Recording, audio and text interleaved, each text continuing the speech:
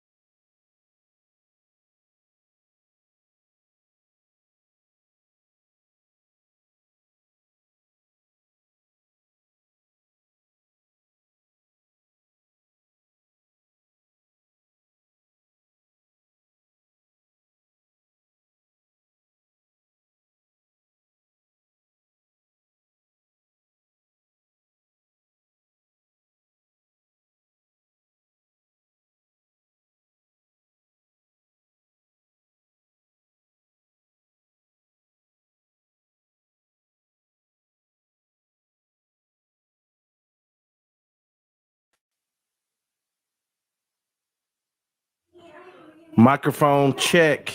Everybody hear me? I had some technical difficulties. I don't know what's going on here.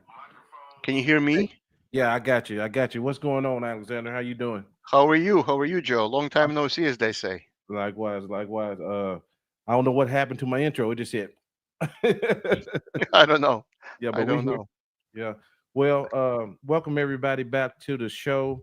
It's gonna be a hell of a way to start off the week with a good friend of ours, our brother Alexander Guntis, who made many appearances on the show, a German Shepherd man, a man that'll probably go down in history for this information that he lays out for the present and the future. So, Okay. welcome back, brother. Thank you, Joe. I don't know if I deserve that kind of a compliment, but I thank you. Yes, sir. Yes, sir. Yeah, everything's been good with you. Can't complain. Everything All good. right. Okay. As long as the Good. kids are healthy Yeah. and the family's good, that's the main thing. Raising your family, and that's the main thing. Exactly. Exactly. Yeah. Yeah.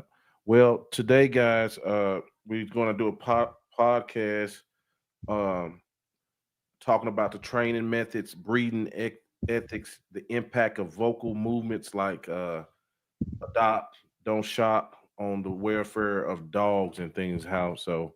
And Alexander is going to present this, and I'm going to just be chiming in and asking questions and kind of just hearing along with y'all. So, all right, Alexander, the floor is yours, sir. Okay. Well, thank you for having me. Thank you to your audience. I appreciate the Mhm. time to speak with this audience. It's a very intelligent audience, which is an audience of breeders, trainers, and dog lovers. So I think this is the right audience.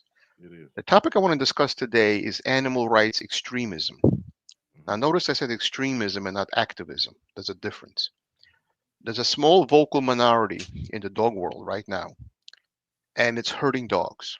And I'm going to cover two separate topics and tie them together. The first topic is how we're losing certain tools in training dogs. No prong collars, no e-collars. They're being outlawed in Austria. They're being outlawed in Australia.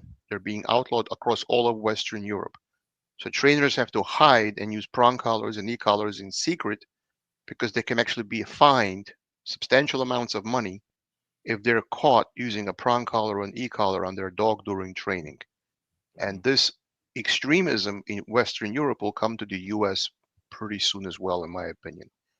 The other thing we're noticing is in the sport of IJP, which used to be called Schutzhund for those who don't know, um, stick hits are no longer allowed in Schützen 3 trials. And why is that important and why is that relevant? Well, the reason it's important is because these animal extremists want to ban all bite sports, KNPV, Schützen, PSA, which is an American sport, American Schutzhund, which is a derivation of German Schutzhund, a more recent sport. And the reason these sports are important, these sports were started originally for German Shepherds, as I'm sure you knew. It was designed as originally a breed worthiness test of the German Shepherd. Those dogs which had the qualities to compete in this sport, there are 3 phases: protection, obedience, and tracking. Each phase is 100 points. The maximum score is 300. So let's say you could score 88 in protection, 89 in obedience, and 94 in tracking. In other words, the sum total is as close to 300 that you can get a perfect score. That's the ideal outcome. But the point of the sport was not to train dogs for biting. The point of the sport is that Schutzen dogs are the foundation blood of all our military dogs and all of our police dogs and all of our search and rescue dogs. And those are very serious functions that a society needs. Society needs dogs to do apprehension because you need less than lethal force to stop a criminal. Otherwise, your only option is lethal force, and there's no coming back from a gunshot. Right. You can come back from a dog bite, which will hurt, but you're not going to be dead because of a dog bite, but you're going to be dead from a bullet. So non-lethal force is a tool the police need to use and the military need to use. When we had the Iraq and Afghanistan war, the dogs found IUDs and the bombs were not exploded and the soldiers' lives were saved. How were they saved? But they were saved by these powerful, strong dogs, which required strong handlers and strong training methods to get the idea that this is serious business, lives are at stake, and you don't play around when lives are at stake. So Schutzhund creates the blood foundation of various dog sports, but these sports we rule out the weak dogs from the breeding population and only allow the strong to survive. Just like in nature, the weak die out and the strong survive. Right. Mankind has replaced nature in breeding dogs, and we select what we want to pass forward, and therefore we select what will pass its genes and what will not pass its genes. By having this sport as a measuring criteria, we're allowing the strongest dogs to pass forward their genes, and this sport creates a gene pool from which other working disciplines are created. In other words, it creates not only sport dogs, it creates police dogs, it creates personal protection dogs, it creates search and rescue dogs, it creates dogs which look for a child lost in the woods, which Search is and rescue. cold. That's right. Child lost in the woods is cold and can get hypothermia and can die very quickly. The ability to find and stay on target, in other words, not give up the search, but be persistent in the search. That ability, I mean, every dog has a good nose, but the question is, will the dog continue in a task and not give up? Is the dog persistent in and has a good work ethic? So you need a foundation bloodline in German Shepherds in particular, but now other dogs breeds are involved. You have Rottweilers, you have Doberman Pinschers, you have the Besseron, you have the Russian Black Terrier. You have a variety. The Malinois is really taking over a great deal as well. Where the German Shepherd used to excel, the Malinois is now replacing the German Shepherd. And in my opinion, the German Shepherd is being removed from top competitions and is the premier police dog. The Belgian Malinois is replacing the German Shepherd, in my opinion, and it's a shame. But that's That's really what is happening. Hmm. But the Malinois works very differently than a German Shepherd. I'll touch that in a second, but that's not my point about the differences in Malinois and German Shepherds. The point is that we need strong bloodlines bred for serious work. Now, if your local Golden Doodle could do that, then you wouldn't need powerful German Shepherds. They serve their own purpose. People want a Golden Doodle as a pet. That's fine. You like Golden Doodles? Beautiful. You like animals? Beautiful. But certain breeds have a certain purpose in life, and therefore we can't ignore hundreds of years of genetics and hundreds of years of training because we want to be politically correct. And God forbid we don't hurt the dog during training. Hmm. And God forbid our dogs get a boo boo. Right, right, right. Yeah. The dogs I'm got to be being tested. Yeah, the dogs you, had to be you, tested to your dogs perform. have to be tested, and only that, but not only that, but in Australia, for example, they're trying to ban all bite sports completely. And Wow. I think it's up to us as breeders and trainers to be very vocal. Now, in my opinion, what the SV is doing, the SV is the very Schutzhund, the German Shepherd pairing club of German Shepherds that still exists in Germany. And so Schutzhund is under the auspices of the FCI, the Federic Cologne International. That's the parent club of all breed clubs. In other words, the AKC goes to the FCI, the UKC in England, United Kingdom Club goes to the FCI, the NHTSB, the Dutch breed club of all dogs registered in Holland, each trees up to the FCI. In other words, the FCI is the AKC of the world. In other words, all the AKCs of each respective country tree up to the FCI. So Right. Schutzhund is controlled by the DVG, which controls all working breeds, not just German Shepherds. The SV controls German Shepherds, and then the DVG and the SV tree up to the FCI. Now, the people who own the SV right now in Germany, which is a Western European country, they're sticking their hand in the sand and they're ignoring the onslaught of the attacks by this vocal community which wants to stop all bite sports. And they're very aggressive and they're very vocal. They're controlling the politicians, they control the news media, and they're giving breeders like us a bad name. They're giving trainers which use prong collars and e-collars or any other correction-based tools a bad name. Hmm. They're making it seem that they're virtuous and we're evil. And this attack, this frontal assault on the dog breeding community and on the bite sport community is very front and center. But the leadership of the SV is hiding in the sand. And they said, well, as long as we ignore it and we hide away, maybe it'll go away. It will not go away, guys. You have to use social media the way they're using social media. And if we can't control the politicians and we can't control these various organizations, we have to speak up for ourselves and our own interests because if we don't speak up, nobody else will. Facts, Alexander. Facts. Yeah. Yeah. And this pisses me off because I'm normally a very calm, sweet guy. Yeah. At least when I'm sleeping, that's what my wife tells me.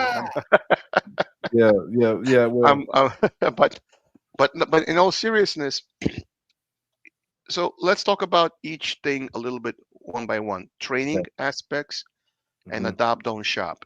And people say, well, how are these related? This has to do with adopting dogs and this has to do with training. What are you talking about? These are not related topics. They are related topics.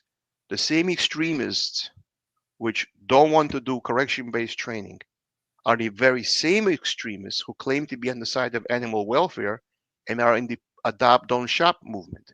They're not saying adopt or shop, they're saying adopt, don't shop. And whenever you're posting something on Facebook or social media where you want to post puppies for sale, or you don't even say for sale, you just say these two will have a breeding announcement. You're not saying for sale, you're just saying breeding announcement. And you post a picture of a male, you post a picture of you can get banned. And or you see 1,000 comments, adopt, don't shop. Well, that's ridiculous because first of all, there's the law of supply and demand. Let's Mhm. say, for example, I don't know the numbers, but let's say, for example, in the United States, we have a need for 100,000 dogs, let's say, in a given state. I don't know the number, but let's say that's the number. If you could supply 30,000 through the shelter, the need for 70,000 still remains. The volume of dogs demanded by the dog buying public still exists. Right. So how are they filling that void? They're importing dogs from animal shelters from India and Pakistan and other countries. I want to share a screen about that in a second. Yeah, yeah, please. Yeah, I want to get into this. Yeah, so I'm going to share the screen. Um, how do I share the screen? Hold on, let me see. Go down Oh, there. present, Yeah. present. Okay, yeah, yeah. I'm not that Let's get the good at it. likes up, chat. Let's get the likes up, please. Share if you got Yeah, time. Share if you got time. yeah. Present, share screen. I'm not sure if this will be right, but I'll. Oh, okay. I can. Okay. So the first topic. Can you guys see this as volunteers needed for dogs rescued from India? Yep. All right. This is an article on petfinder.com, which is a very big website, and we're. This is my reference. There's newspapers now online because that's how everything's becoming digital media. I'm sure, as you know. Oh yeah. So we're importing thousands and thousands of dogs from India. So if our goal is to empty out our animal shelters so no animal has no home, then why are we importing dogs from other countries? That don't make sense. Doesn't make sense, does it? So Nope. here we are importing dogs from India, and this is just one of many articles. This was written in Monroe Township, New Jersey, and this is a fairly recent article. Let me go to this other article. Let me share the screen because I'm not sure if I'm doing it right. One second. Okay. All right, this is another article. I'm gonna. I don't know if I'm instantly switching or not. Let me see one second. Bear with me. I have to. I have to reshare another screen. One second, Yeah. because Good. I'm not as proficient as I would like to be.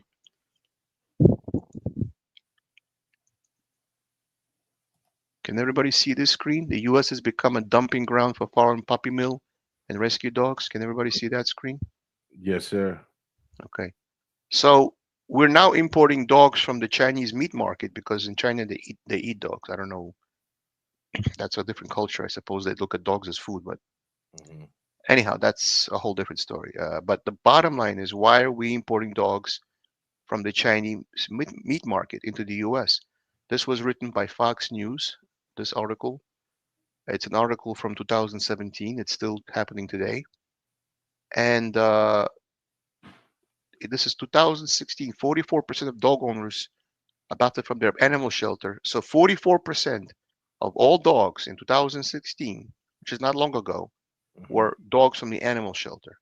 Hmm. So people frowned upon getting a dog from a breeder, and they see themselves as virtuous for rescuing a dog, but they see somehow getting a dog from a breeder as being unvirtuous or evil. Hmm.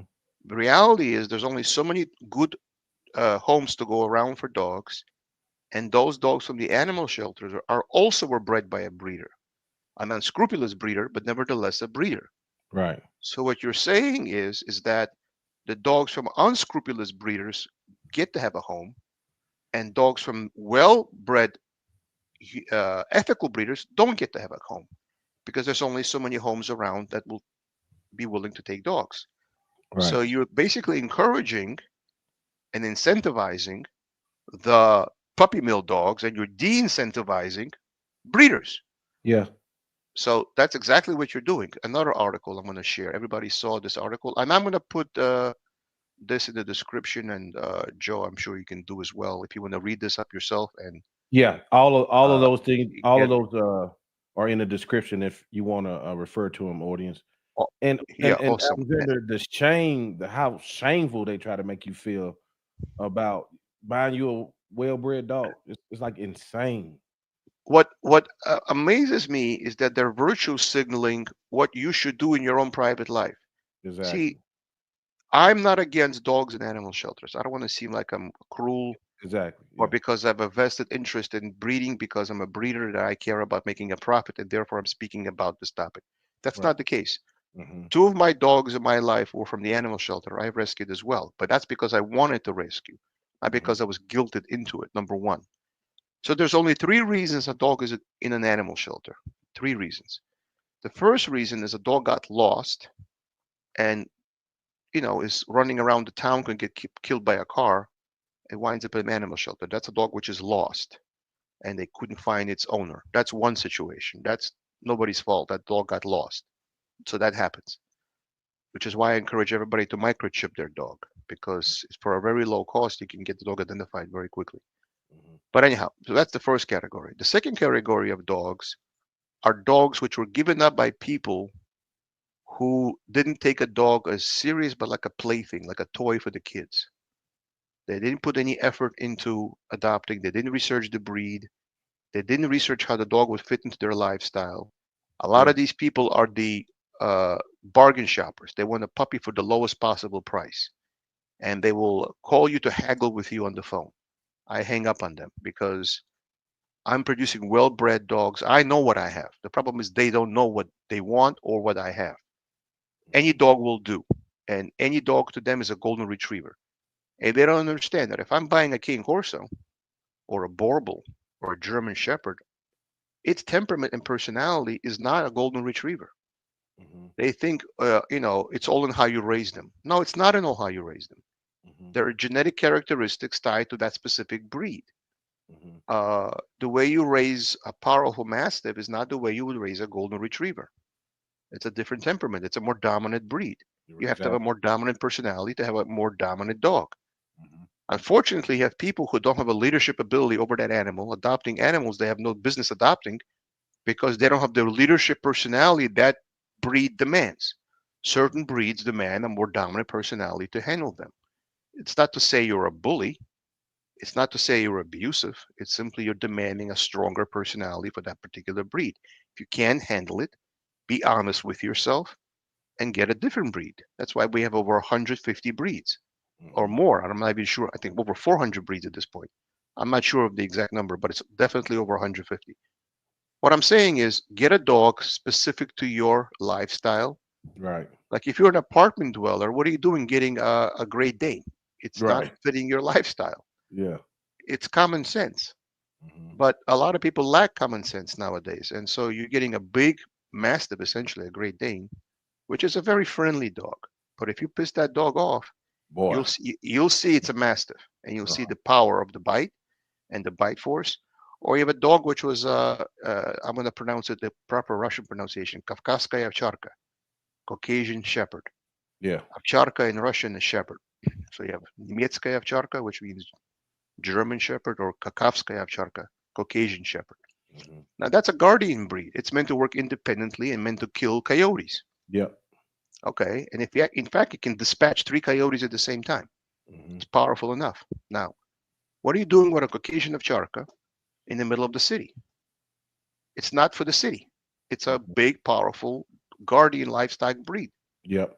Or you have a Borbal that was meant to take down lions. It's from Africa. What are you doing with that dog in New York City? So a lot of people get dogs that are not suited for their lifestyle and think all dogs are the same and it's all on how you raise them. No, there are hundreds of years of genetics involved in a specific dog. Or, for example, use IGP competition. You see a dog getting a stick hit in training, and dog is biting a bite sleeve and hanging onto a man moving down the field, and he's getting it's a rubber stick and it's not hard. It's just if you do it on your own hand, you will see it's not painful. Now, why is the stick hit necessary? Are you beating the dog in order to make it perform? No. If you have to beat the dog to make it bite, you have the wrong dog. Go get something else. Give that dog away, or give it some other job like agility or something. The dogs which are bred for bite work enjoy bite work. They enjoy biting, and they have a genetic need to bite, especially the Belgian Malinois. It has a need to bite. That's not biting out of fear. It's biting because it has a proclivity to bite because it's been bred that way. Mm-hmm. In other words, they enjoy biting. That's their greatest joy in life, to bite something. And you see them on the field going, like they're like, give it to me. I Yeah. want to bite that thing. You see Mm-hmm. them leaking drive because they want to bite something, but they're not biting because now the reason you need a stick hit is in a serious fight with an opponent, like a criminal, the criminal will fight back. In a sport, the dog is going against the trainer who is, it's a stylized routine, and he's biting. It's a set of points for each step of the protection routine. But in real life, there are no rules, and the criminal will fight back. And you want the dog not to drop the sleeve when pressured. So you'll see the person crack a whip. You'll see the person crack a clatter stick. You'll Mhm. see the person use a stick to threaten the dog in a threatening display. And you want the dog which will not be afraid when it's challenged. Instead of running the opposite way, running away from fear or problem, it'll run toward the problem. In other words, you want a dog which is brave. Well, the only way to be brave is to test how brave you are. Mhm. Now, what you want is not hypothetical bravery, because you're not playing a game of chess. I played chess in my uh, younger days. I was captain of my high school chess Oh, team, but okay. that's, yeah, I We was we good. we ever meet up, I might whoop you.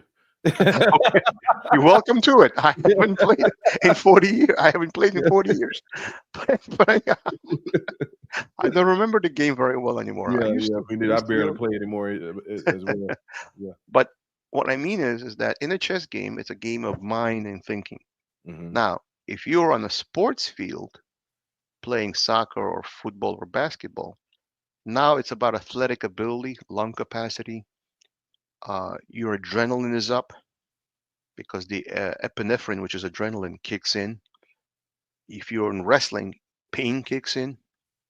I'm talking about Greco-Roman wrestling, not the WWE stuff, which is fake. Right. I'm Right. talking about Greco-Roman wrestling, which is, you're really pinning somebody, you're really hurting their arm, but Mhm. they're going to take it out of the socket of the shoulder. Mhm. But will the person fight back even though he's in pain? So the same thing applies to animals. When you're hunting boar and you have an American bulldog for boar hunting, how does the dog act under the pressure of the hunt? Adrenaline is involved, pain is involved, excitement is involved. Can the dog perform in a physical encounter? Mhm. Now, if you're sitting at the chessboard, it's a mental game. It's not a physical game. Right. But if you're in a physical sport involving physical strength, lung capacity, heart capacity, strength, ability to withstand pain and still continue, that's how you battle test a dog. So if an American bulldog, and I'm not a breeder of American bulldogs, but I know something about every breed, cannot dispatch a hog under the pressure of the hunt and he runs away, you don't breed that dog. So in other words, in a German Shepherd, if a dog gives up the sleep because he got a light tap on his body because Mhm. he is being pressured and he throws away the sleeve and runs away, that dog just failed. Mhm. So in combat sports, where you're testing the veracity of the animal to fight under pressure, under adrenaline, under pain, under the pressure of the moment, that's when you really see what the dog is about when he's being pressured. In life, there's pressure. You can't remove all pressure. If you're training a dog to catch Osama bin Laden, like we had during President Obama's administration, Mhm. that dog, which was a Malinois, but the same concept applies, that dog could perform under pressure. Smoke filled room, bombs going off, a lot of noise, and the dog stayed on target and stayed on track. Bad That dog. dog is a very good dog. Yeah. Now, what I'm saying is that certain sports push an animal to its limits of physical endurance, its limits of uh, pressure, its limits of endurance, its limits of courage. Unless you have a way to courage test a dog under controlled circumstances, where it's not a real fight for life and death as it would be with a real criminal, um, you have to have a way of pressuring the dog, because in a sport, okay, it's a sport, but we dogmen don't run around with dogs for sport or for fun. We do it because at the end of the day, while it's a sport, at some point that dog can be additionally cross-trained if necessary for personal protection, and life and death is involved. And so if you have a state protection dog, let's say, Hmm. that's a very serious life, or a kidnapping, let's say, and the dog has to protect the child from a potential would-be kidnapper. You don't want a dog which will play. You want a dog which will take it seriously and protect that child from a would-be kidnapper. Exactly. And Yeah. and so there is a need for such dogs. There is a need for toughness. There's a need for veracity. There's a need for aggression. And we may not like it. Oh, it's polite society. We don't do aggression anymore. We don't like it. It Mhm. doesn't become us. I have news for you. Society is not always so civilized, and sometimes the need to show who you are under tough circumstances comes to the foreground. It And that has. applies, you have to, and sometimes you have to, because Right. it's just human nature. Human beings are not all civilized yet. We have Hmm. criminals, we have desperate people who are on drugs, Hmm. we have people in terrible circumstances who will act out of desperation. There's all kinds of circumstances, but the bottom line is the need for protection dogs, or the need for search and rescue dogs, or the need to find people in the rubble after 9/11, where we had German shepherds finding people in the ground, which were give people closure because they could find their loved ones and not lose their loved ones. There is a need for these kinds of dogs. Oh yeah, you're right. You're right. Yep. Yep. And so what we're seeing right now is well, I don't want to sound sexist, but what you're seeing is the feminization and the softening, that's a better Oh, term, the yeah. softening Mhm. of dog sports and police dogs. And in my opinion, it's the leadership of the SV who have to stand up against this vocal crowd and say, and they have to showcase what these dogs do. They have to show that these dogs, which they do a bite work on a training field, Schutzhund trainers are some of the best trainers in the world. Some of the greatest ideas of how to train a dog came from Schutzhund. So, like in all other human endeavors, for example, let's say you're building a racing car for Le Mans, as an example. Some of the techniques for aerodynamics and engine management and getting the most horsepower per liter of engine displacement, that scientific breakthrough of how to get that car at a very high speed, 200 miles an hour, then that technology transfers to the passenger car that you may be driving. Like, for example, variable intake timing. Uh, that came from racing cars. That was not around for passenger cars. So the same concept applies to dogs and dog training. The techniques you use to develop a Schutzhund dog, I still say Schutzhund, I don't say IGP, Mhm. because it was called Schutzhund for a long time. Uh, those training techniques then filter down to pet level obedience. In other words, just like in car racing, what we learn in creating racing cars, that technology is a human endeavor, filters down to passenger cars. Mhm. So what we learn in training protection dogs, the techniques used, filters down to pet dogs. So by discouraging this sport, we're making these people seem like we're training attack dogs. We're not. And more people are bitten by an untrained dog, who usually bites out of fear, than a working protection trained dog, because a protection trained dog bites under a specific set of circumstances as a trained response. It becomes a command, just like the sit or down command. It becomes obedience. So bite work, which when done properly, becomes like obedience. In other words, under these circumstances, with these set of drivers, you have this outcome. In other words, the dog actually becomes more predictable, not less. So people who are seeing it from the outside, they see a dog biting, they think, what are you doing? You're training an attack dog. No, you're not training an attack dog. You're training a dog to bite a bite sleeve under a set of pressure points and to let go of the sleeve, and the fight is over. Now, if you don't mind, Joe, I wanted to go over a little bit into the drives of protection and explain Do it. sport training Yeah. versus personal protection training, if you don't mind. Yeah. Yeah. My audience is here for it. They love it. Okay. Okay. Let me just get a sip of water. Okay, fine. Hey, let's get the likes up, y'all. And if y'all don't mind, share it and just take a little time to share it I'm on gonna get a Facebook. book I want to show. 1 second. Okay. Yeah. If y'all want to share it on your platform, this is how we grow. Uh, I'm trying to do this thing organically. I ain't buying no views. I ain't doing none of that.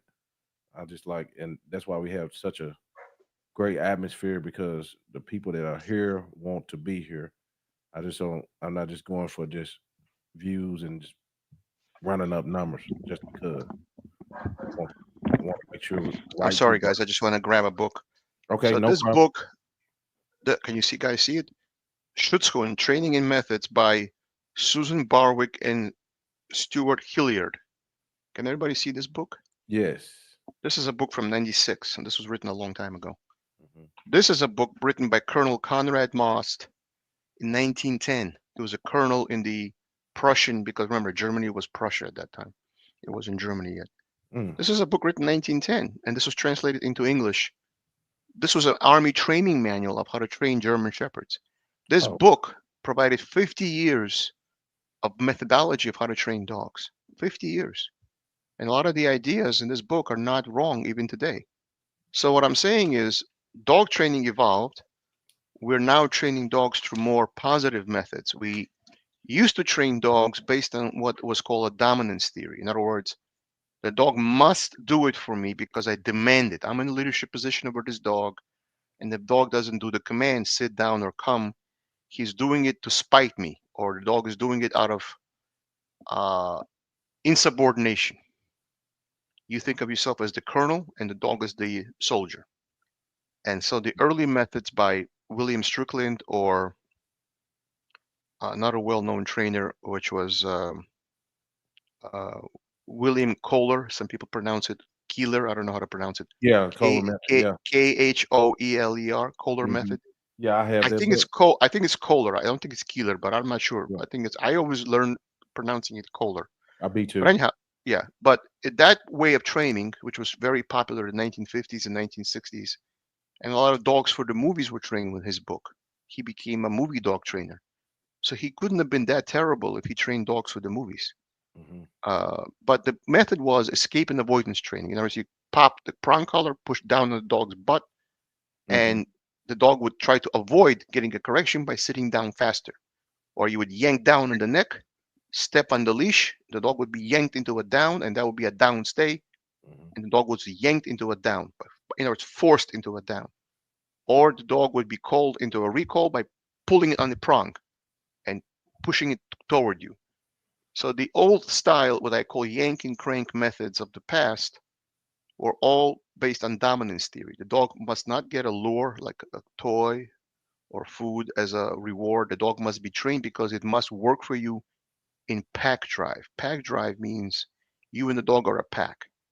So you're in a leadership position over the dog, and the dog must comply, not should comply, must comply.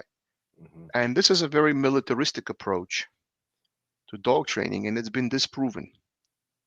As we went into the 1980s and 1990s, we went into a positive dog training methods. Book I can recall is by Susan Barwick, Purely Positive Training. Okay. And I have a video on my channel where I showed some of these books and I discussed them, and I'm not going to go into that here. Okay. But bottom line is, people then went into purely positive. So you would lure the sit by using a piece of food, and dog would sit up in grabbing the food, and it would get a click and a reward, and the down, the same thing. And you would use something called luring and shaping to shape behavior. Shaping was inductive reasoning. The dog figured out what you want through a series of approximations, and you use the clicker to mark the correct moment the dog actually got it. And shaping and luring was you lure the dog's head by moving your hand into position, and by repeating it over and over, the dog gets fluent in it, and that's purely positive based training. Now, Yeah. as we approached purely positive methods, we saw the results were quite good, but not reliable, because if you didn't have the lure, the food reward, the toy, the dog refused to do it. At some point, you have to eliminate food and you have to eliminate the toy, and you have to add reliability into the command.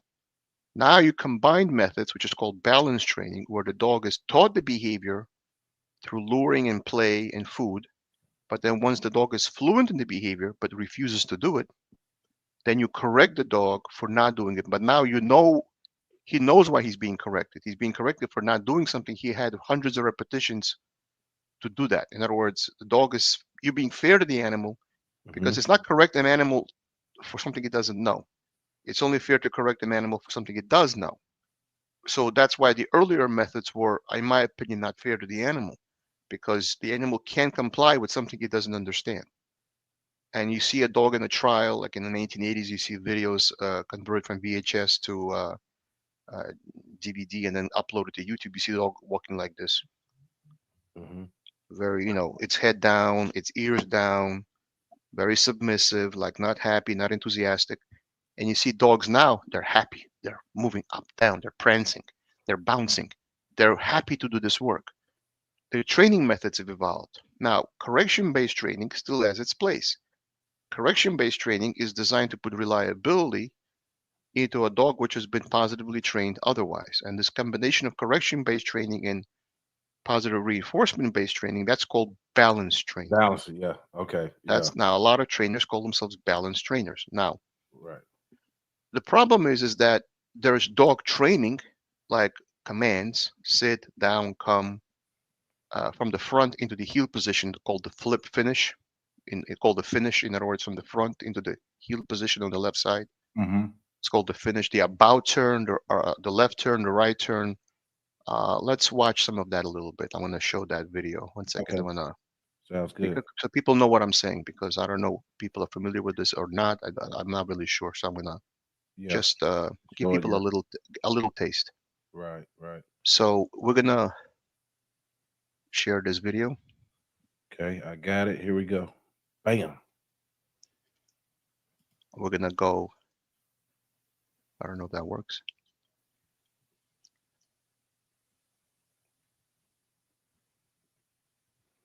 We use Upwork because it's an all-in-one solution. You can find, vet, hire, and pay people. Plus, you can pay. Okay. So this is the great grandfather to all my dogs. The great grandfather. Okay. Lucy Bailey. It's called bark and hold. When the man moves, he can bite, but not before.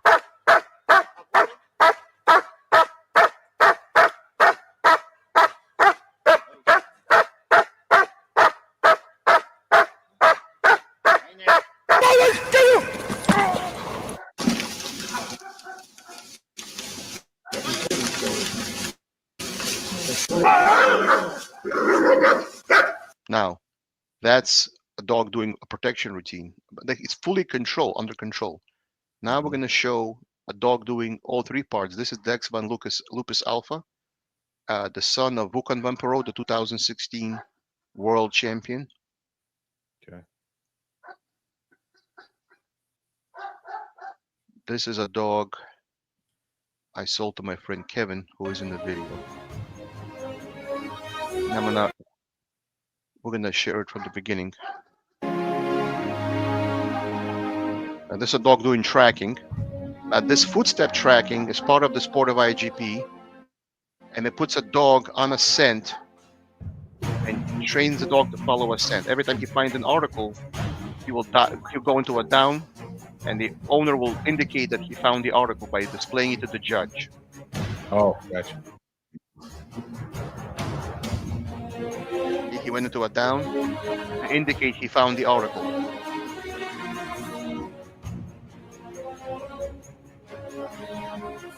And he picks up the article to show it to the judge.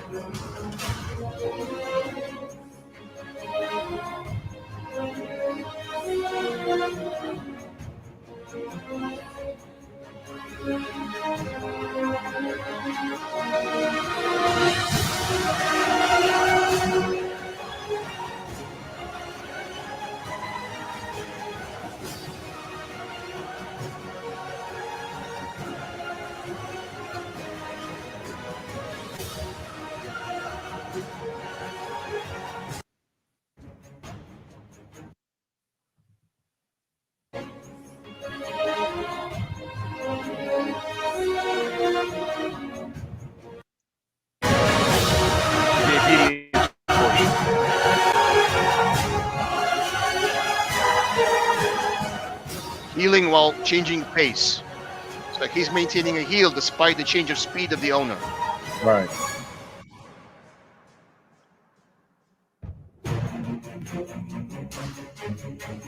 About turn, see how he went up behind him and into the left, looking at the Mm-hmm. face while he's healing. Right. Sit out of motion. Sit, stay out of motion.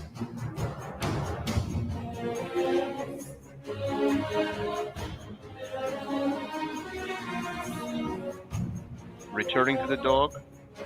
Then we're going to go downfield and do a down out of motion.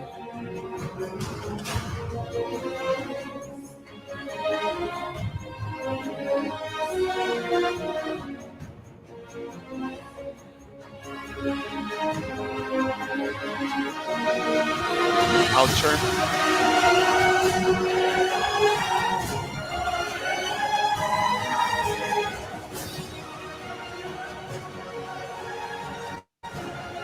Down out of motion.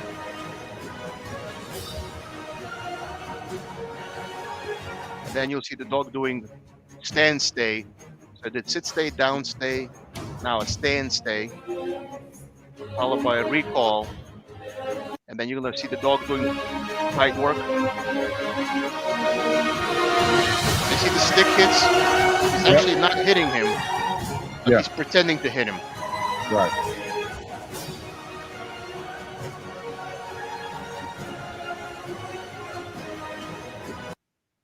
So the bottom line is that, let me stop the screen share.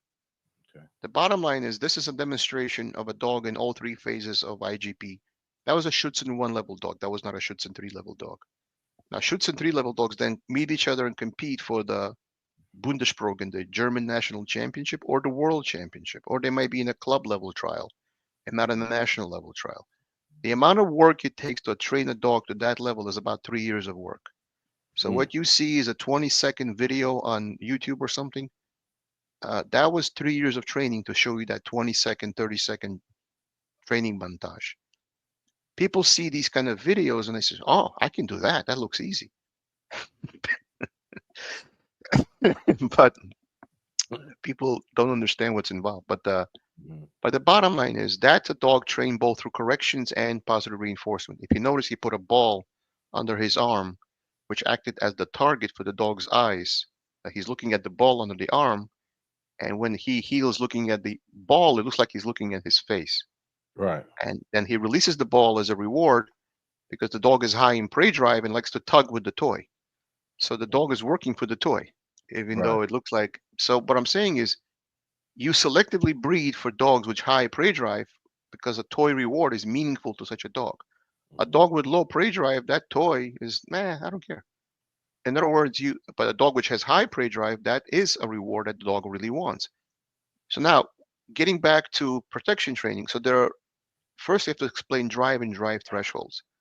So that dog playing with that toy, a ball on a string or a tuck toy, that's prey drive. The dog is not feeling any pressure on himself that he will be hit or he's being threatened. Like a Labrador retriever running for his ball, that's prey drive. That dog is not feeling any pressure. So people confuse prey drive with aggression. Prey drive is not aggression. Prey drive is merely the need to catch prey, something running away from it. Now, if something is moving quickly and you can entice the dog to bite it and chase it, you're triggering the dog's prey drive. So you're redirecting prey from a rabbit or a squirrel or something like a real, animal to a tuck toy. As long as you can trigger the dog's prey drive and the dog thinks it's prey, it is prey as far as the dog is concerned. So when you're teaching protection, you're first teaching in a tug, then you're teaching in a bite pillow, then on a soft sleeve, and then on a hard sleeve. You're teaching the dog the mechanics of winning the toy, but there's no threat to the dog. So that's prey drive. Once the dog reaches about 18 months of age or older, some dogs are slower to mature than others. The guy who's the helper, which pretends to steal the prey, switches it up on the dog and threatens the dog with a stick, like, "I'm going to hit you." Now, that dog is then working in defense drive. It's defending itself against a would-be attacker. That the dog is acting out of aggression. Now, some dogs enjoy the fight more than they enjoy the chase. That's a dog working what's called uh, Fight drive. fight drive, because it's the balance between prey and defense. The Mhm. dog feels the pressure of defense, which means there's an element of fear, and relieves the pressure of defense through the release of the field through prey. In other words, when I was much younger, I'm not that age anymore, but I was 16, 15. I was a kid. I was in a few fights. And when you're in a fight, it's not like a boxing match when you're going in against an opponent and there's a referee and there are rules. There's an element of fear in a fight. You're going to be hurt. If somebody hits you in the nose, the pain is going to shoot up into your head. If somebody hits you in the ribs, it's very painful. I don't know how many of the audience have been in a fight, but Mhm. if you've ever been in a fight, it hurts. Yeah. So there's an element of bravery and adrenaline, but there's an element of fear. Mhm. So your fighting is real. You're going to get hurt if you don't defend yourself or you don't counterattack. In other words, fear is part of fight drive. A dog working in prey feels no fear. A dog working in defense feels fear, because if I don't fight back, I'm going to get a whooping. So fear is very real and fear is very powerful. Fear motivates you, nothing else. Fear has a motivational aspect to it. Mhm. Now, the dog learns to control its fear through its skill in prey. And it learns that once it wins the prey object, the fight is over. Right. How it's been taught. Just like a boxer puts on 10-ounce gloves or 14-ounce gloves, so the pain of the bones in the hand don't hurt as much. It gives a jab or a right cross to the opponent. Now, the opponent will fight back. The bottom line is there's an element of fear and pain, right? Mhm. But his training, his cardiovascular conditioning, and his knowledge of fight methodology, the boxer learns to take pain but still keep moving forward and keep trying to win the fight. Mhm. So it's similar to how you train a dog. So the technique of how to bite and engage is taught through prey, but the seriousness comes from defense. Now, certain breeds work better in fight drive than prey drive. For example, the Belgian Malinois works almost entirely in prey drive, Mhm. defense. The counter example of that, at least in what I've seen, is the King Corso. It's a mastiff, and, Master. and they fight in defense drive. Mhm. They're hard to piss off, but once you do, they're very serious in what they're going to do to you. Mhm. Now, that's a gladiator breed. That's a molosser. Back in the Roman days, people fought on horses. And so if they can get a person off of their horse and down on the ground, it was game over. You were stabbed. So they built big, powerful dogs, which were almost at the height of the horse's shoulder in some cases. And they put metal collars on their dogs. And the goal was these were fight dogs, so that the rider on the horse would not be taken down off of his horse and get killed. And these molosser dogs fought with the army. It was hand-to-hand combat. It wasn't like today. You push a button and a missile flies and goes miles across the Atlantic and hits on target, and it's all like a video game. You push a button. Now, when you kill somebody and you put a knife through them, you saw blood, real, very real. Right. When you're pushing a button and there's a machine doing the work, the killing is not as in your face. You don't feel the death. You understand there's death because your Mhm. human intelligence Right. tells you that, but it's not up close and personal the way it is in hand-to-hand combat, the way it was in ancient times. So what I'm saying is that the need for estate protection dogs, for those of you who read Sherlock Holmes, The Hounds of Baskerville by Sir Arthur Conan Doyle, that was a hound, Mhm. a mastiff, a big hound which patrolled that property and killed. It was a gameskeeper dog. He killed a person who crossed into the property. Read The Hound of Baskerville by Sir Arthur Conan Doyle. That's how dogs were used. They were used to kill people who entered that castle of that nobleman. And that Mhm. was not written that long ago. It was written in the 19th century. So, for those of you who read Sir Arthur Conan Doyle, pick up that book. It will refresh your memory. Let me ask you something, Alexander. An estate dog. What is the difference between a estate dog and just a personal protection dog? They're very different. Let me explain. Okay. An estate dog or a junkyard dog is an aggressive dog which is antisocial.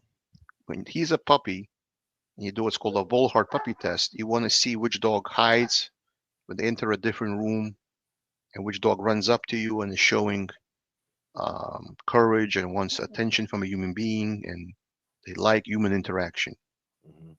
Antisocial dog, he's not afraid of people. He just doesn't want to be around people. He could care less. He's antisocial.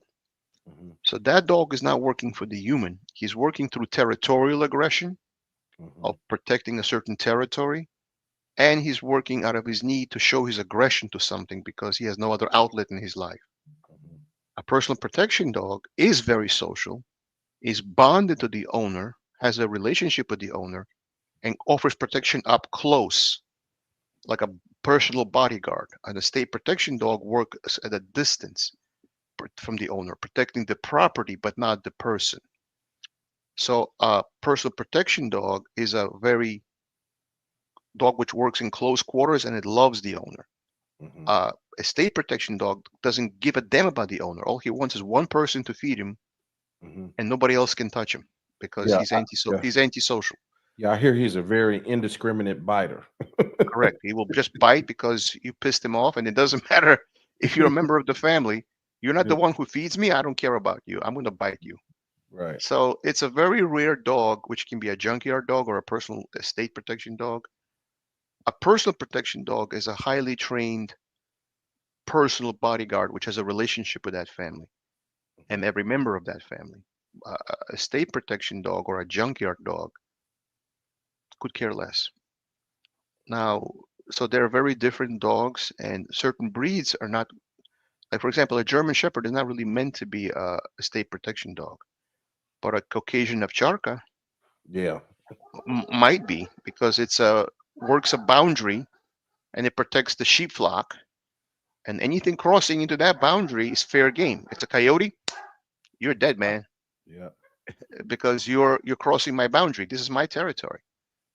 So you have to have a dog which works very independently from the owner, whereas a personal protection dog works with the owner. Now, some people want the dog to be protecting them, but they don't want to be part of the fight, and they want the dog to do all the work. That's not right. You have to work with your dog to fight the opponent. Now, getting back to personal protection dogs versus sport dogs. A sport dog is trained to bite the bite sleeve. Once the sleeve is released, the fight is over. A personal protection dog will attack the man. Even if he drops the sleeve, he still wants to bite that person, despite the sleeve being off. Yeah, he's not worried about no equipment. He's not worried about the equipment. He's worried about the man, and he wants to attack that man. Right. Now, there's two schools of thought of how you train a personal protection dog.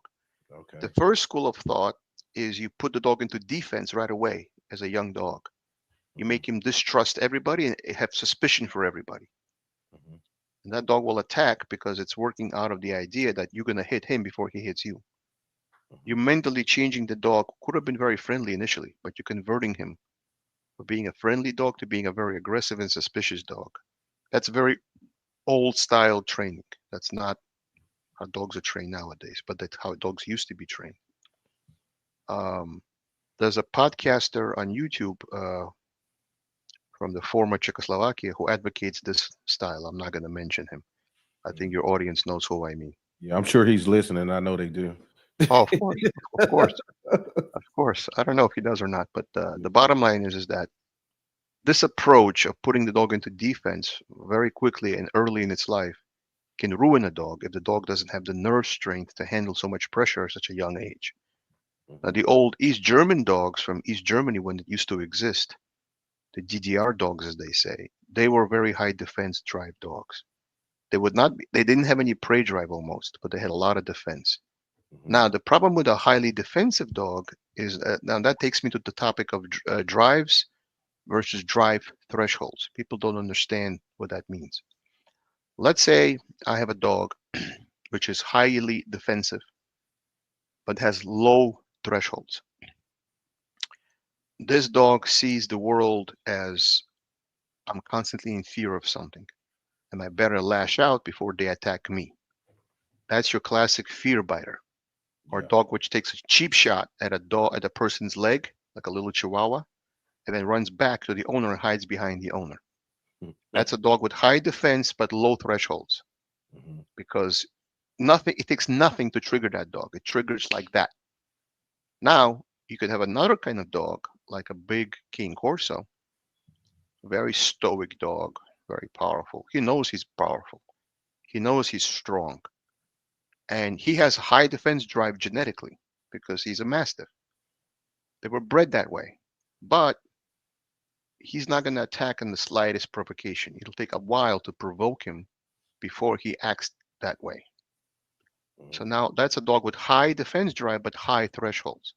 So you can have a high defense drive but low thresholds, which is your classic fear biter, or you Mhm. can have high defense drive and high thresholds, which is your typical mastiff breed. A lot of people think pit bulls are aggressive. Pit bulls are not aggressive. Pit bulls are high prey drive dogs, but not high defense drive dogs. They have Right. almost no defense drive. That's why they're called pit bulls, because they would be fighting in a pit with the owner against another dog. And people also confuse animal to animal aggression with animal to human aggression.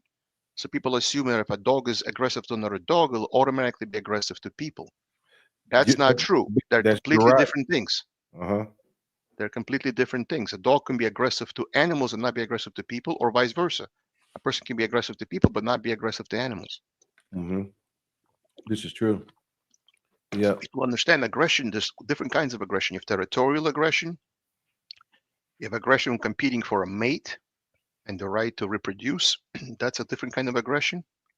You have aggression, which is animal to animal aggression, and you have aggression, which is animal to animal aggression. And also the way dogs signal each other is different between breeds. For example, if you look at dogs play in a play group, if you look how a mastiff plays with a mastiff, they T-bone each other and they body check each other. They Mhm. like they're like gladiators. They're big and tough and like. And then if you look at a Siberian husky, it always seeks out another husky in a park. They seem to recognize the same play pattern. So while they recognize each other as canines, they play better with their own kind of canine breed. In other words, mastiffs have a way of playing, which is T-boning and wrestling, that other breeds don't see that, and they'll over-escalate because they think it's a serious case of aggression. Where in fact, if it hit that other mastiff the same way, it would just think it's being rough and it's like brotherly love, like but not really serious aggression. So Right. certain breeds play a certain way, and another breed may not recognize what it actually means. And Right. until you see that play bow, you might have a fight. So Gotcha. I'm against dog parks. But anyhow, what I'm saying, getting back to the main topic is that Western Europe is experiencing a surgence of people thinking they're protecting the animal rights interests, but in fact, they're not protecting animal rights. They're preventing correction-based tools like a prong collar. For example, if your dog is lunging at another dog, and let's say you have a Rottweiler and the other dog is a little poodle or something, if Mhm. you don't give that dog a strong pop on the prong collar and walk it away in the opposite direction and break that momentum going, and if you can't get control of that dog through force, that dog will kill that other dog because of the difference in size and power Yeah. and bite force. Right. So now, is it appropriate to give a level 10 correction for a level 10 behavior? Yes. So you give a correction tied to the display of the behavior. If it's a level 3 misbehavior, you give a level 3 correction. If it's a level 10 misbehavior, you give a level 10 correction. In other words, corrections has to be proportional to the crime. If a dog is not looking at you while healing, that's a pop, pop, pop on the prong collar, like, hey, over here, look at me. Yeah. Mhm. But if a dog is lunging at another dog and about to fight, that's not a level 3 correction. That's a level 10 correction. That's a full force correction to stop that behavior. In other words, the goal of a correction is to stop negative behavior. Now, Right. these animal rights activists will fine you to death, 25, 30, 50,000 if they see you have a prong collar on a dog. But how are you supposed to get control of a lunging mastiff who's not going to kill another dog unless you have a prong collar that gives you mechanical advantage against a dog which is stronger than you? You shouldn't have a dog that much stronger than you, but if you do, you better have good discipline, good knowledge of how to handle that breed, and you should be able to manage that breed. And a lot of people get big breeds like I'm macho, I'm having this big powerful dog. You don't need a dog to make you feel macho. That's right. Yeah. You're either macho or you're not macho. The dog is not going to make you macho. Right. But hey, that's really true. I mean, a lot of dogs are bought off ego, just like cars, Yeah, status status cars. Yeah, symbols. status cars. Yeah, I'm Yeah. driving a Hummer, therefore I'm big and strong. Right. You're just a Yeah. man. Yeah. You're not stronger than anybody else on average. Right. And so some people need to show their power and their wealth and influence through what they drive, how they dress, how they behave. And in reality, it's masking a very weak ego. That's true. That's true. 'Cause- Most of your guys that stick their chests out is usually they ones crying at night, because they had to feel Right. like they had to compensate for other things they cannot control or That's right. weaknesses they don't want you to see. That's right. They have Every to have, time. because it's not a shame for a man to cry and feel emotions, Right. but it's a shame for a man to be a coward and not protect his wife or his family. That's right. Yeah. That's right. Yeah. So, Yeah. so anyhow, getting back to the situation now, how does this all work with the adopt, don't shop movement? Excuse me, my wife is calling me upstairs. Give me 1 second, I'll be right Hey, back. that's fine too. I'm gonna use the bathroom while you're doing that. Yep. Hey guys, y'all hold on.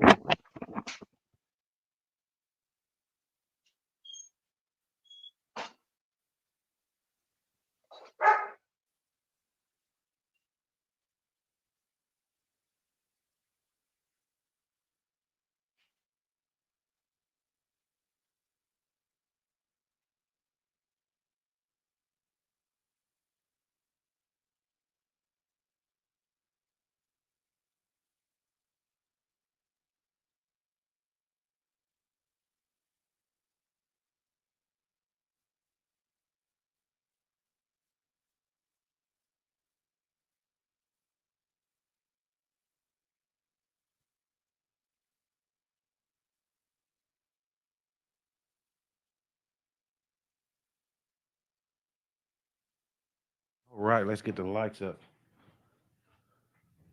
Let's get the likes up. It's funny, we were just talking about masculinity and things like that. And when our wives call us, you see how Alexander jumped up so fast. He jumped up fast than I do. My wife called me and said, "Huh?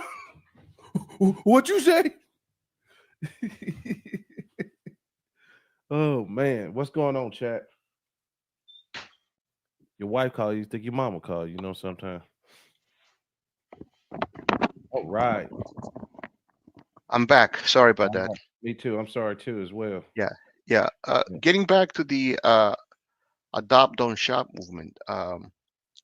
I think that we as dog lovers and animal lovers, we don't want to see dogs in animal shelters. We don't want to see dogs getting killed because there's an overpopulation of dogs. We really don't. And so these dogs are in these poor circumstances through no fault of their own. Now, getting back to what we're saying, there's three types of people in those three kinds of dogs in the animal shelter. A dog which was lost, which is explainable, understandable, and dog which was given away too easily because it was cheap and it was convenient, and so not much lost, not much spent. There's a big difference between somebody who bought a dog for $350 and somebody who bought a dog for $3,000. That dog which was bought for $3,000 to $5,000 will not be given away as easily as a dog which was bought for $300. It's like easy come, easy go. There's no, never mind a moral compass, but there's no sense of obligation to the animal as a human being. And I think the people who give away dogs so easily at the slightest inconvenience, I don't think much of them as human beings. All right. For example, I know of a man who bought a terrier puppy as a Christmas present for his kids, and the dog is a terrier. And terriers are kind of noisy.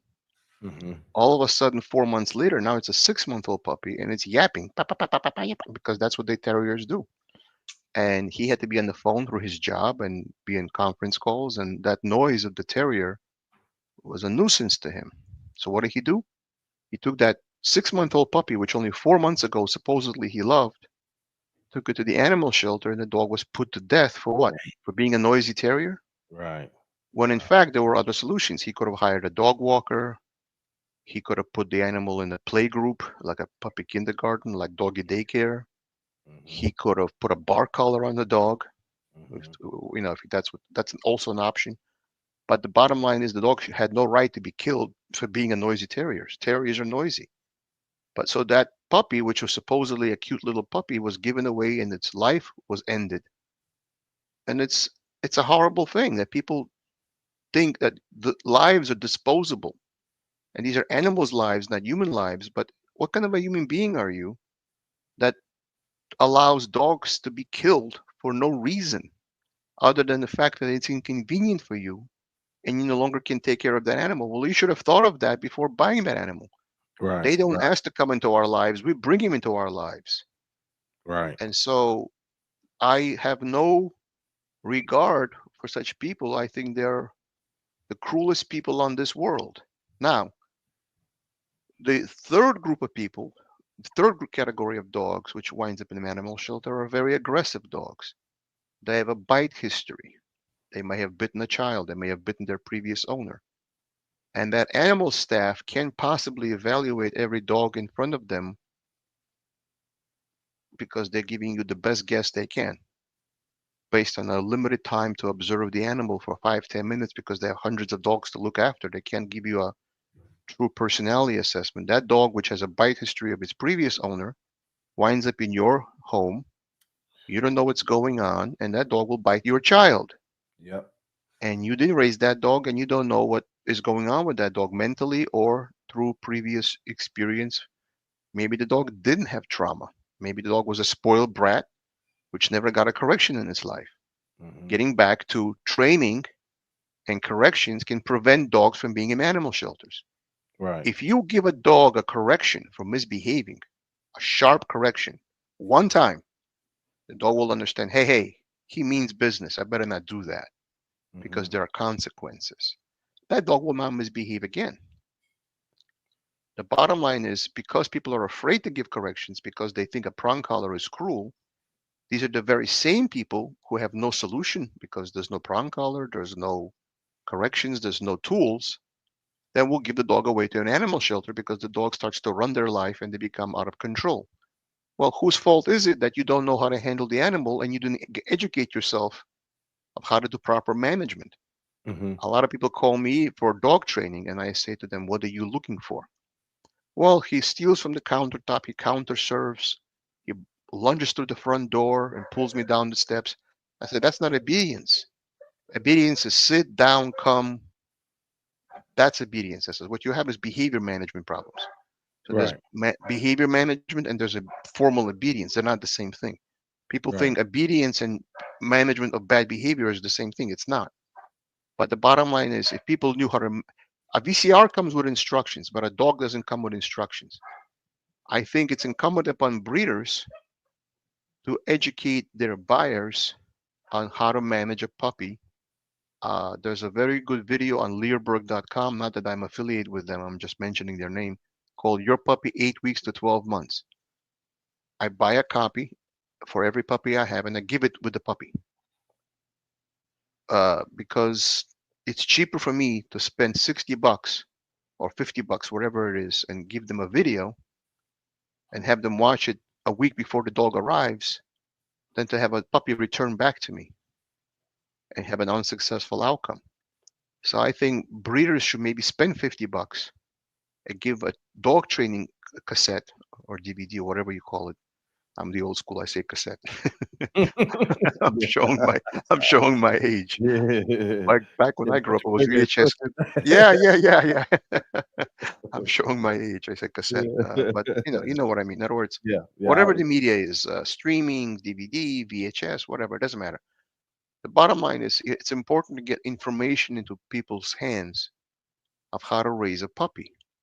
And I think if people start off that relationship on the right foot in the first 2, 3 months, This is true. everything will be smoother. But if people have no information, I think people are really not sure what to do. And I I have, think that I have a question for you. I didn't mean to cut you off, but I do no, have yeah, one. go ahead. Yeah, go ahead. Um, I did a show a few weeks back on dominant breeds having some genetic behavior issues. I want to ask you about that, and also I want to, as you answer that, I want you to think about this. I'm seeing a uptick in breeders who's starting to get into the rescue dogs, where it's almost like a recycle, refurbished, problematic Yeah, dogs that they train right. and they put back in the public. What is your thoughts on all these things? Well, first I'll answer the first question regarding dominant breeds. Hmm. I've trained Rottweilers, and for those who don't know, they're a very dominant breed. Hmm. They're a herding breed, like the German Shepherd, but I don't know if they're classified as Molossers or not, because I'm not sure if if they're truly considered a Mastiff or they're not really a Mastiff. I think Rottweilers are herding dogs, but they act like Mastiffs in some ways. Some of them do. I mean, it depends on the breeding. Hmm. I think it's incumbent upon the buyer who's buying a strong, powerful breed to learn something about the breeder and the breeder's goals, because it's not all in how you raise them. There's a very strong genetic component to behavior. Um, I hate buyers which call me and they only ask one question: What's the price? Or what's the color? Or what's the color? Yeah. Or do you have black and tan German Shepherds? Hmm. And I might say, no, I have sables. Hmm. This litter. Next litter, I might have black and tans. No, I'm only looking for a black and tan. Like they're buying a rack of a suit of clothes off the rack, a blue suit with a white shirt Hmm. or whatever the color you like, as an example. They act like they're buying clothing. And when a buyer doesn't ask me anything about my dogs, like what are your lines? Do you have imported dogs or non-imported dogs? Hmm. Do your dogs have OFA hip x-rays against hip dysplasia? Are your dogs genetically tested against degenerative myelopathy, which is like Lou Gehrig's disease in people, or ALS, which will cause the rear spine to atrophy and the rear legs have to be in a wheelchair type device as the dog ages because the nerves die out in the spine toward the age of the dog as it gets older. Hmm. Now, people can't expect a breeder to give them a terribly low price and at the same time do this degree of genetic testing. So if you're getting a dog for $850, you can't expect the breeder to have done a lot of genetic testing for such a low price. So Hmm. there's a medium between the price you pay and the quality you get. If you're getting a puppy from Craigslist for $450, you're not getting a well-bred dog. I've seen puppies where the people change their mind the very next day after getting a dog. I'm like, why did you buy it? And they couldn't return it to the breeder. It was inconvenient to go to Pennsylvania 3 hours, but it was convenient to go 3 hours to pick him up, right? Uh, and I looked at the papers of this dog. I helped to get this dog rescued. The mother was bred only at 12 months of age. Well, she's a puppy herself. Yeah. So buyers need to put more attention on the dog they're getting and the quality of the breeder and their breeding program. Does the dog breeder know anything about the dog's pedigree? Like I spoke to a breeder of German Shepherds who asked me for advice. I asked him, can you tell me anything about the dog's parents or grandparents? Anything.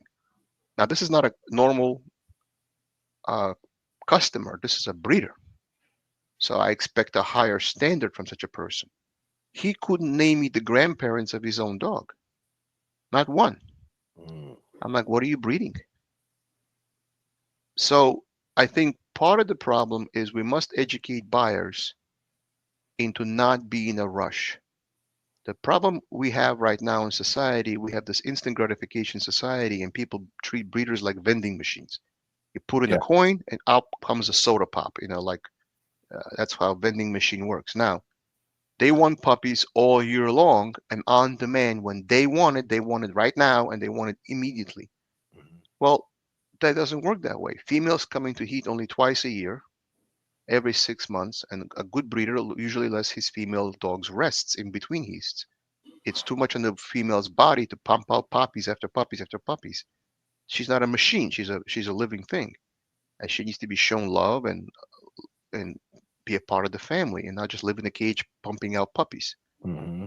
And so, if you demand puppies all year long, anytime you want it, well, the puppy you get is not the best puppy. It's simply what's available at the price point you want to pay when you want to pay it. In other words, it may not be a dog from a good breeding program. The breeder might not have any standards. The breeder might not be breeding for a specific purpose. The breeder might not be doing any kind of health testing. Mm-hmm. So the first step in training a powerful dominant breed is to first understand who you're buying it from. Who are you buying it from? Are you buying it from a person which really loves this breed? Like, for example, if a person has 3 or 4 or 5 breeds at the same time, they're not a dog breeder, they're a dog peddler. Right, right. They're Alexander, peddling dogs. I tell you something that I notice a lot of messages I'm getting is I got scammed. I got scammed. I got scammed. And the lucky number is always $1,000. I got scammed out of $1,000. How is it you're being scammed? That's what you wanted to pay.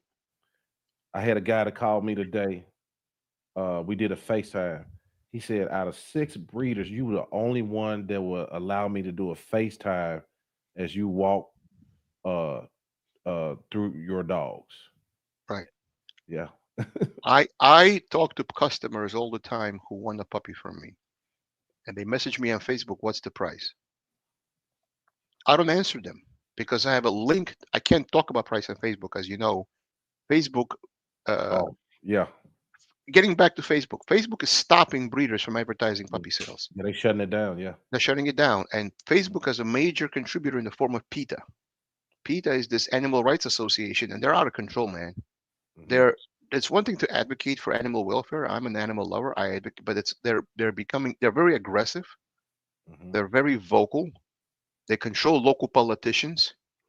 They're funded by Big Pharma. Why by Big Pharma? Because if you get a sick dog from the animal shelter, well, you have to go to the vet, and Bingo. that vet has to be paid, and that vet is funded by Big Pharma, which will pump medicine into that dog. Mhm. A lot of dogs which don't have behavior issues, they'll pump them full of Xanax or whatever the equivalent is in dogs. I don't know the name, but they'll give them anti-anxiety meds. Who wants to control a dog through medication? Now, why do you have a dog? Mhm. Because you want a dog which is half asleep all the time? Right. That's not how you train a dog, by giving him Xanax or whatever the dog equivalent is. That's not training. Mhm. So Big Pharma uh, uh, is behind Adopt Don't Shop because they get to profit. They get to go to the vet. The vet prescribes medication. They make a profit. Then the dog food companies, which sell kibble, they fund veterinary schools. They make a profit. Uh, and it's a non-stop cycle. In the meantime, they want to spay and neuter your purebred dog, Oh boy. and Yeah. they're pushing it like it's a nail clipping. I mean, it's Yeah. a hysterectomy, for God's sakes. Right. Right. It's a Yeah. major surgery. Yeah. And they're pushing it, and it makes me crazy because I'm thinking to myself, why would you buy a pure breed dog, which is a well-bred dog, and why would you want to make it not have sexual organs so it can reproduce itself? Right. It's like, where's the sense in that? See, here's what bothers me about this whole, it's a hypocritical society, because look, the dog trainer gets paid for a misbehaving dog, right? The veterinarian gets paid to administer medicine to a sick dog. Mhm. Big pharma and big corporations get paid to produce crappy dog food, which doesn't even spoil after 3 months. You have to ask yourself what it's in it that doesn't spoil for 3 months. What food doesn't spoil after 3 months? There's no such thing. So Mhm. there must be chemicals in it which make it not spoil, right? Now, so you have all these big conglomerates in charge of dogs. So the groomer gets paid, the trainer gets paid, the veterinarian gets paid, the food manufacturer gets paid, but the person who started the chain of the events in the first Yeah. place, the We don't dog want breeder, we Yeah. don't get to get paid. Yeah. We don't get to be paid for our work. If I had to price my work on a dollar per hour basis, I don't get paid nothing. That's right. That's right. And Because then Alexander, you got this aspect of it too. I did an interview. I mean, he was a very honest vet, and he actually did a spay and neuter series on his real thoughts, and it was accurate about spay and neuter. And Dr. Joe Spoo, y'all should look that up. But I live. I'm a hop, skip, and jump from Missouri. And I know breeders use puppy mills and put other breeders down that might not be doing everything ethically. But over here where I live, there are real puppy mills right, that's USDA approved, right. two, three Oh, hundred dogs that probably right. hit the pet stores. You That's know what I mean? exactly right. Right, right. And they just churn them, They're turn 'em. machines. Yeah. See, I don't make a living selling dogs, and I don't make a living training dogs. Mhm. For me, it's a sideline. I'm in IT, and I have a degree in engineering, and I'm basically a science guy who wound up on IT by accident. Yeah. But that's a whole different story. But for me, Yeah, it's a sideline. It's not my main income.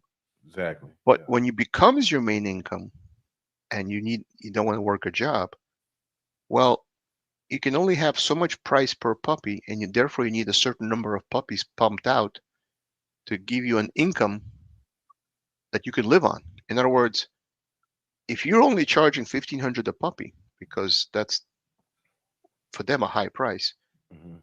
Now, so here's what happens: that $1,500 puppy, that $1,000 puppy that they sell to the pet store.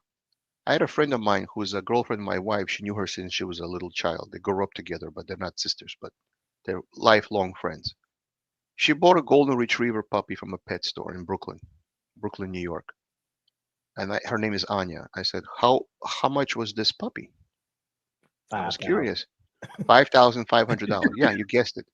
I said, and she's not a rich Right, person. right. She's, I don't know, maybe 45K a year, maybe 50K. I don't know her salary. It's not my business. But let's say 50K a year. At 50K a year, you can afford a $5,000 Right, puppy. That's right. too expensive. Yeah. So they give you a credit card to finance this puppy, and it says if you have to buy a dog and a credit card, maybe you shouldn't buy a dog. Now Right. I look at this puppy. I'm a good judge of dogs, not only my own breed but other breeds. You can First tell. of all, the puppy did not have AKC papers. Mhm, The puppy had CKC papers, Canadian Kennel Club. mhm, I mean, why would an American dog have Canadian registration? mm, So that's problem number one. Problem number two was the dog was extremely small, well below the size of a golden retriever. It mhm, had a very shallow chest. A golden retriever has a big chest. It's a hunting dog. It has to run. It has to have lung capacity. mhm, And she overpaid for the quality of the dog. People don't understand what quality is. See, when people lived on farms before we were, so industrialized, before the turn of the century and the Industrial Revolution, most people were farmers. They didn't live in cities. They lived on farms. And mhm, people had a very good sense of livestock. People had a sense of this is a very good horse, going to do a lot of work for a lot of years, in service of my farm, or this is a very good cow, going to give me a lot of milk for my farm and my dairy production, my cheese and my cottage cheese, whatever you make from milk. The people had a sense of it. People looked at an animal and they instantly understood it's a quality animal or not. They kind of understood. It's visually easy to see, but mhm. because we've gotten so far away from farm life in the 21st century, people don't understand what is a well-bred animal and what is a poorly bred animal. Mhm. So to them, all animals are the same. Golden Yeah. retriever is a golden retriever. A German shepherd is a German shepherd, and they think that the quality is the same. And for them, therefore, the lowest possible price is what matters. Now, Mhm. the people who say adopt, don't shop, what they're really advocating for is the decimation of our breeds. Because if you And look at the country, also, Alexander, I'm sorry to cut you off. yeah, Adopt, don't shop really don't make sense because if you adopt with them, you're gonna pay a fee, so you actually are shopping with them. oh yeah, you're shopping. Let's Yeah, say you would buy from a backyard breeder for let's say 450, yeah. and your animal shelter adoption fee is 350. Hmm. only $100 less, right? That's the average price, by the way. Yeah. I did research into this. When I took my dog Roxy, who's no longer alive, but she was a nice, nice dog. I saved her life. They say, well, the spay and neuter is this, the this and this and this and this. It was 350, and that was more than 2001, 2003. I don't remember. 19 years ago, at least, it was 350. Now, if you get a government subsidy for, in other words, they're running rescues like they're running a business. In other words, there are government subsidies to be had for getting rescue animals out the door.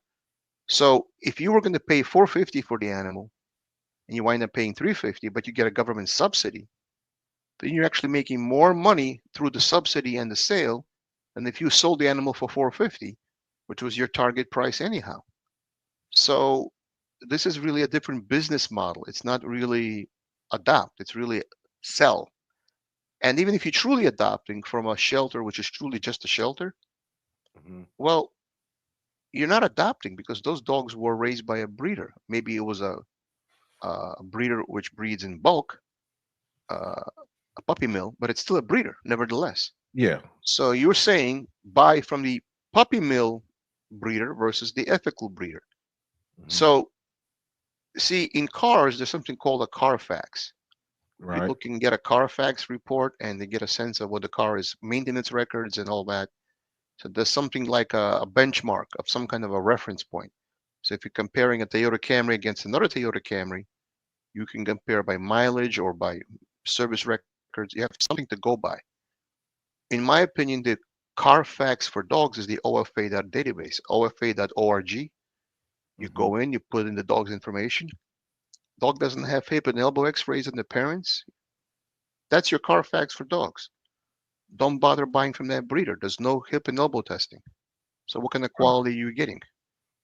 In Right. my opinion, every dog should be sold with embark testing and hip and elbow testing on the parent dogs Right. because you're breeding living things. So there has to be some minimum standards. And unfortunately, it's not a regulated industry. All they can do is shut down pet stores, which is fine. But this attitude of adopt, don't shop, they're not saying adopt or shop. They're saying adopt, don't shop.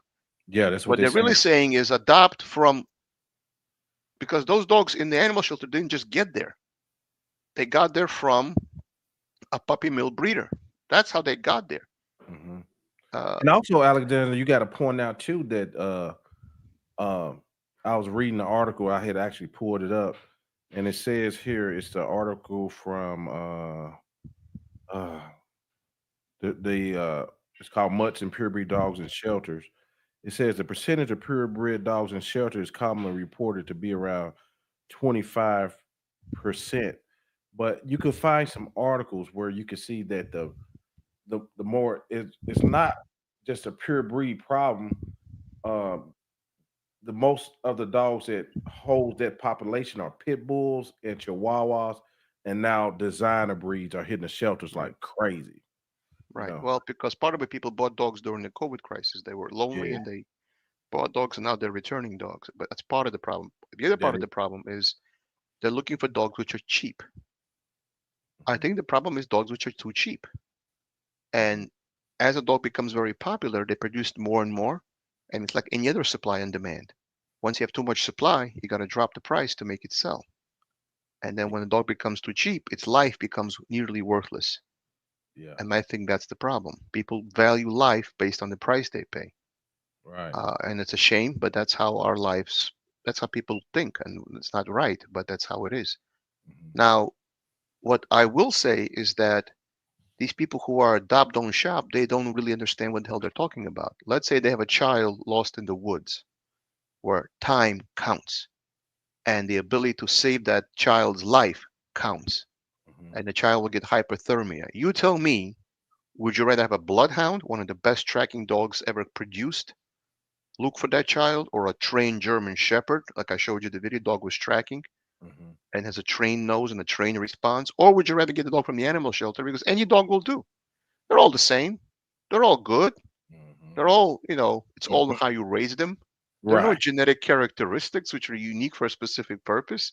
Let's get the mud from the animal shelter and let's look for that child lost in the woods. Yeah. See how So that when works. life is on the line and life counts and time counts, you tell me that any dog will do, and I'll tell you you're a hypocrite. Because if it's your child lost in the woods, you want that child found quickly. And I True. think these people are hypocrites. Yeah. Yeah. Yeah. You're 100% right. You're 100% right. Alexander, we about in on an hour and a half. Yeah. So Oh, I uh, didn't realize. Okay. yeah, we was I guess when yeah, you're you was having going fun, in. it goes It's fast. like it's like Yeah. fire shut up in your bones. You know what I mean? So Yeah. to summarize, I think what's my main point? I think that we as breeders and trainers and the dog community, we have to fight fire with fire. I think we have to get organized. I think anytime you have somebody telling you adopt, don't shop, it's like telling somebody who wants to have a baby, no, don't have a baby until every person is out of the Yeah. orphanage. Don't have your own kids. Yeah. That's equivalent to what they're saying. Yeah. Yeah. Who I are you mean, to tell me how to live my life? right. Yeah. Yeah. I mean, like to tell people you a breeder is like something of shame nowadays. You know what I Yeah, mean? exactly. What are you ashamed of exactly? Right. Yeah. Yeah. You're right. Uh, It does need to be some pushback on it. there has to Yeah. be pushback, and the problem is that we can be canceled by social media. Yeah. So if we're very vocal, social media can give us exposure, but the Mhm. same token, social media can cancel us. Yeah.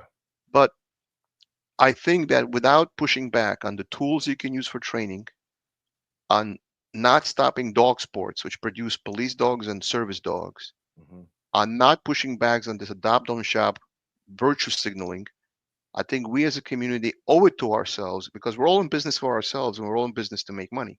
Mhm. But we also have a moral obligation to dogs themselves and to the community at large. That's And right. I think we have to organize and we have to push back. And I think this topic of how I relate dog sports and adopt, don't shop, it's the same animal rights extremists which are in both camps. In fact, it's the same camp. And I Mhm. think we have to push back. And that was my goal in appearing on your show. I hope Right. that people Right. who are watching will organize and will push back. Yeah. Yeah. Yeah. Well, Alexander, once again, we thank you for coming through and sharing your expertise and your Oh, my thoughts. pleasure. Yes, sir. My pleasure. Yeah. Usually I talk about genetics. Today, no. Yeah. Yeah. Yeah. Yeah. Well, hey, we are very what's the word? It's more to us than meets the eye. Right. They don't know Right. all the cover. They don't know all the subjects you cover. So with that being said, y'all make sure y'all go over to Alexander channel and check out. He got a lot of good info on there for his training. What is that channel, Alexander? It's the same as my kennel name, Van Ganta House. There you go. And All I right. have channels on books on dog training, books on genetics. I can't give you all the information. I invite the audience to do their own research, but I point them in the right direction. Right. So There I you hope they. I hope they. Oh, thank you, Yeah. Doug. I appreciate it. He Yeah. Yeah. Doug be give everywhere, don't he, gave me Alexander? a shout out. Yeah, I'm in Instagram now too. Yeah. Thank you, Doug. Thank you. I appreciate it. Okay. I All right. appreciate you giving me a chance to be on the show. I really do. Thank you for Oh, your yeah, no time. problem, man. Anytime you want to come, we can do it. Thank you so much. Thank you. Okay, brother. We'll see you later. Thank you. Goodbye, guys. Have a good night. Thank you. Thank you.